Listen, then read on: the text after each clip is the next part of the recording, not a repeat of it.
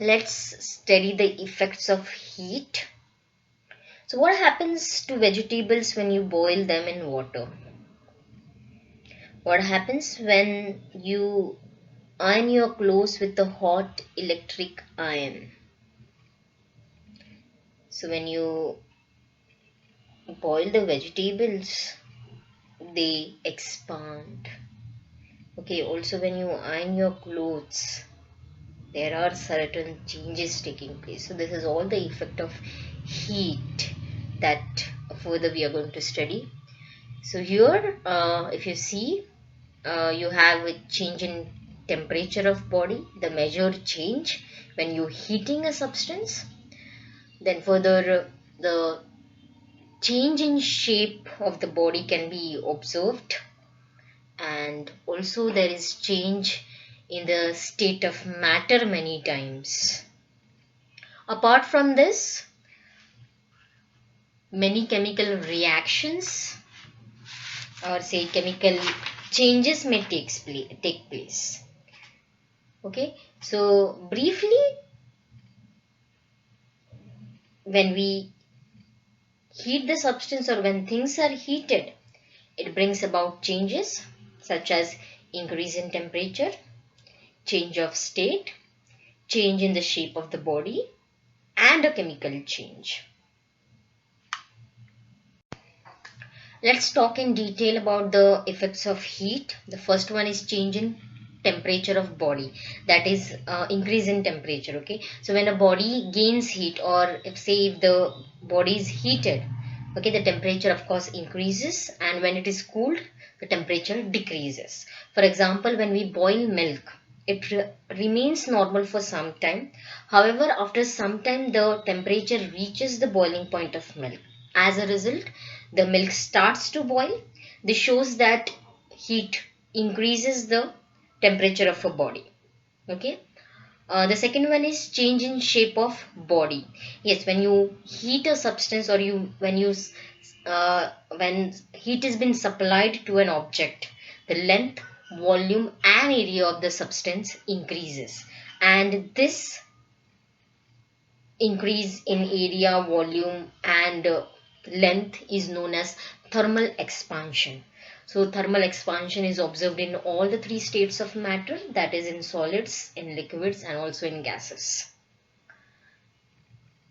The next one is change in the state of matter. Yes, when you supply heat, this heat causes change in the matter. For example, when butter is put in a frying pan and heated, it melts. Similarly, when liquid water is heated, it gets converted to vapor. Okay, so we'll see in detail about state of change of matter, where we are going to deal with certain terms when it comes to the change in the state. These are the terms which are related to the change in the state of matter when you heat a substance. Okay, so these terms we already know. Melting, solids changes into liquid by absorbing heat. Okay, so here the heat is been absorbed at constant temperature. The example is ice into water at 0°C. Opposite to melting, you have the freezing process. Liquid changes to solid by releasing heat at constant temperature. So water changes into ice at 0° temperature. Okay, the next one is boiling. What is boiling? Liquid changes to vapor state by absorbing of heat. Again, your heat is been absorbed at constant temperature. Example is water changes to steam or water vapor at 100°C. Opposite to boiling, you have the term condensation, or say the process condensation, where the vapor changes into liquid state by releasing heat at constant temperature. So condensation is opposite to boiling. In boiling, absorption of heat takes place, which converts liquid into vapor. In condensation, releasing of heat takes place, where vapor changes into liquid. Okay, further we have the term sublimation, where the solid directly converts into gaseous state on heating. Example is naphthalene ball camphor. These are the common examples. And opposite to sublimation, it's deposition or solidification, where the gas has been condensed or the gas has been cooled down and it changes into the solid state. An example is conversion of carbon dioxide into dry ice. So these are some these are the terms, you can say, which are related to the effect of heat when you talk about changes of matter. Okay, expansion is one of the effects of heat. All the substance, whether solid, liquid or gas, expand on heating and it contracts on cooling, right? However, the extent up to which they expand is different. Okay, let's talk about the expansion in solids first. Okay, if you talk about the molecular arrangement, the molecules in solids are packed close to each other. The position of this molecule is almost fixed in solids. Okay, so the space between the molecules, that is the intermolecular space in solids, is minimum. In fact, almost negligible, you can say. Therefore, the force of attraction between the molecules is very strong. Okay, and these molecules vibrate only about their mean positions. This we already know. So when you heat a solid, the moment of this molecule increases. This increases the average distance between the molecules. Thus, the space occupied by the molecules further increases. That is, the volume increases there, and we say that the solid expand. So when it comes to solid, we have linear expansion, where you can see the increase in the length of the solid on heating. You have superficial expansion, where you can see increase in area of solid on heating. And you have cubical expansion, where the volume increases on heating. Okay.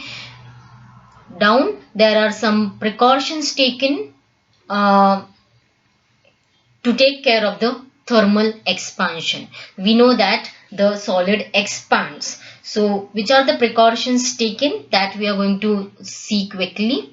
So first one is the gap is given and rollers are used at one end of the bridge. Now why this has been done? So that in summer, when the metal bridge or the of course it's a metal bridge, when it expands, okay, it will require more space. So this gap is been given and the rollers are used at one end of the bridge so that it gets enough space to expand.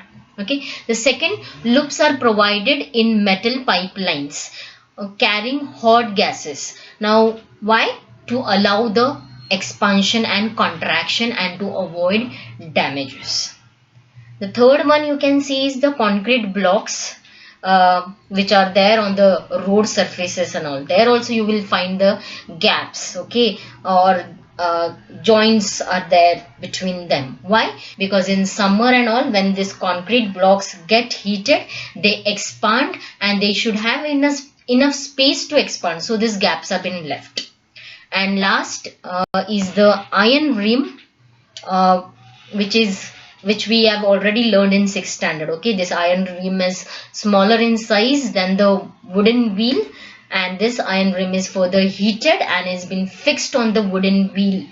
And as soon as you pour the water on it, it gets firmly attached to the wooden wheel. So this way, this iron rim has been fixed on the wooden wheel, where you can see the process of thermal expansion there. Okay. Let's see the expansion in liquids and gases. Let's talk about liquids first. So regarding the molecular structures in liquid, the molecules of liquid are packed less closely to each other as compared to molecules in solids, right? Thus the space between the molecules in liquid is more. As the molecules are some distance away from each other, the force of attraction is not as strong as in solids, right? So the molecules can thus move freely inside the liquids. This we already know. On heating, the vibrations of these molecules increases, which further increases the average distance between them, and which further leads to increase in the volume of the liquids, and these vibrations are more in liquids as compared to the solids. Thus the solids expand more than the liquids on heating, and yes, they contract when cooled. Talking about water, water is an exception. So between 0 degree Celsius to 4 degree Celsius, water contracts when heated, and above 4 degrees Celsius it expands unlike any other liquid. As water behaves completely opposite, that is in between 0 degrees Celsius to 4 degrees Celsius, instead of expanding it contracts on heating. This behavior of water is called as anomalogous expansion of water or anomalogous behavior of water. Okay, so the expansion of liquid depends mainly on the nature of liquid. Different liquid expands on by different amounts, you can say.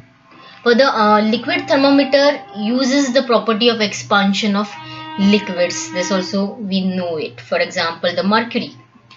Okay, let's talk about expansion in gases now. Now talking about the molecular arrangement again in gases, the molecules in gases are very far from one another. So the space between the molecules is the maximum in gases. Hence the force of attraction between gas molecules is almost negligible, right? So the gas molecules have the maximum freedom to move around independently. So on heating a gas, the vibrations of this molecule increases, and also the average distance between the molecule increases. Hence the expansion is more in case of gases than in liquids or solids.